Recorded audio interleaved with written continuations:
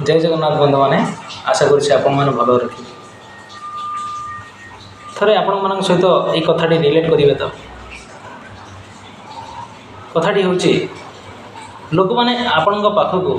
तीनोटी कारण आसी था गोटे हूँ भाव तापर अभाव आ लास्ट हूँ प्रभाव जदि आपण पाखक गोटे लोक भाव नहीं आसी भल पाइबा दियो ता साथ दियो जदि जड़े लोकटे अभाव आसी साहाय्य कर जदि जड़े लोक आपण पाखक प्रभाव आसी निजक टिके खुशी मन करंतु निजक टिके प्रफुल्लित मन करंतु कहीं भगवान आपण को सेमिति गढ़ी लोक मैंने आपण प्रभाव आपण पाखक आसुँच आउरी भल काम करंतु समाज रे मंगल काम करंतु समस्त मंगल कामना करंतु लोक मैंने आउरी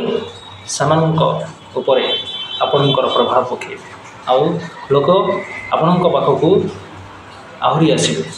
कौन सी साहाय्य कौन सी निर्देश नेबा रही राधे राधे।